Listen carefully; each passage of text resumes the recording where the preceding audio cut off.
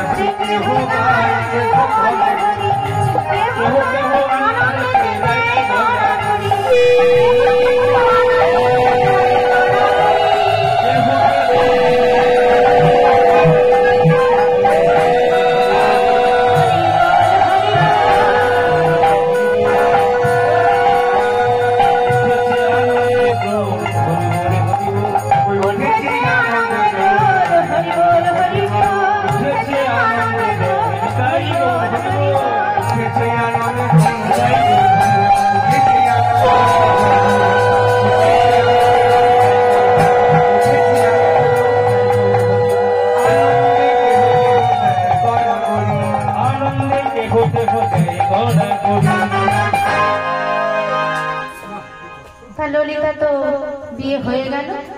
এইবারে বিদ্যাপতি বলছে, ললিতা আজকে হচ্ছে আমাদের ফুলশয্যা। ভারতীয় শাস্ত্রে আজকে হচ্ছে স্বামী স্ত্রীর চাওয়া পাওয়ার রাত। আমি তোমার কাছে একটি বাসনা আছে আমার, চাইবো তুমি পূরণ করতে পারবে ললিতা? ললিতা বলছে, কি চাইছো তুমি বলো স্বামী, তুমি যা চাইবে আমি তাই দেবো। এই তোমার চরণ ছুঁয়ে আমি প্রতিজ্ঞা করছি, তুমি যা চাইবে আমি তাই করব। শোনো ললিতা, তোমার বাবা প্রতি রাত্রে যে নীল মাধবের পুজো করতে যায়, সেই নীল মাধবের দর্শন আমাকে তোমাকে করাতে হবে। ললিতা তখন বলছে, কি বললে স্বামী? তুমি কি করে জানলে যে আমার পিতা নীল মাধবের পুজো করে? আমার পিতা যদি জানতে পারে যে তুমি নীল মাধবের সংধান জানতে পেরেছো, তাহলে তোমাকে একদম অগ্নিকুণ্ডে নিক্ষেপ করবে, জানতো। তখন বিদ্যাপতি বলছে, তুমি আমার পা ছুঁয়ে তুমি প্রতিজ্ঞা করেছো যে তুমি আমার কথা রাখবে। যদি তুমি আমার কথা না রাখো, আমি তাহলে তোমার সামনে আত্মহত্যা করব। ললিতা তখন ছুটতে ছুটতে গেল পিতার কাছে, বিশ্বাবসুর কাছে। বিশ্বাবসুর কাছে চরণ ছুঁয়ে আছড়ে পড়লো চরণের কাছে। আমার সর্বনাশ হয়ে গেছে পিতা, আমার সর্বনাশ হয়ে গেছে। আমি জানতাম ওই বামুন বেটার অন্য কোনো উদ্দেশ্য আছে, তাই না? বামুন বেটা তোকে কিছু বলেছে তো? কি হয়েছে তুই বল।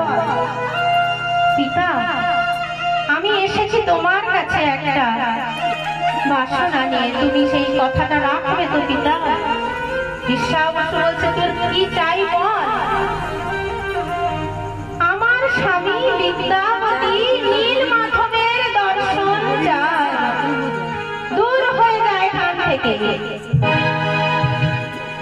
আমি আজ পর্যন্ত কাউকে নীল মাধবের দর্শন দিইনি, তোর স্বামীর কি করে সাহস হয়? দূর হয়ে যায় এখান থেকে। ললিতা তখন কাঁদতে কাঁদতে বলছে, পিতা তুমি যদি আমার এই কথাটা না রাখো তাহলে আমি তোমার সামনে এক্ষুনি আত্মহত্যা করব। বিশ্বাবসু বলছে, তুই আমার একমাত্র কন্যা, তুই আত্মহত্যা করবি আমার সামনে? ঠিক আছে, আমি তো বিদ্যাবতীকে আমি দর্শন করাতে পারি, কিন্তু আমি চোখ বেঁধে নিয়ে যাব। আমি কোন পথ দিয়ে নিয়ে যাব সেই পথ আমি দেখাবো না, তোকে আমি চোখ বেঁধে আমি বিদ্যাবতীকে নিয়ে যাব। আর আমার কমণ্ডল ছলাৎ ছলাৎ শব্দে যেতে হবে, অনুসরণ করে। পথে যদি কোনো হিংস্র পশু কোনো কিছু আক্রমণ করে তার জন্য কিন্তু আমি কোনো দায়ী থাকবো না। তখন বিদ্যাবতী কি করলো, ছুটতে গিয়ে কিছুটা সরিষা পুটলিতে করে বেঁধে নিয়ে আসলো। বেঁধে নিয়ে এসে স্বামীর কোমরে বেঁধে দিল। তখন স্বামী বলল, বিদ্যাবতী বলছে, এটা কি আনলে ললিতা? না, তুমি জঙ্গলের মধ্যে যাবে, যদি কোনো হিংস্র পশু তোমাকে আক্রমণ করে, তাই আমি সরিষার পুটলি বেঁধে দিলাম। সরিষার পুটলি থাকলে কোনো ক্ষতি হবে না তোমার। তখন বিদ্যাবতী ভাবছে, আমি নীলমাধবের খোঁজ এবার আমি পেয়ে যাব। কি করলো বিদ্যাবতী? সরিষার পুটলিটাকে ছিদ্র করে দিল। সরিষার গাছ ধরে পথ চলিতে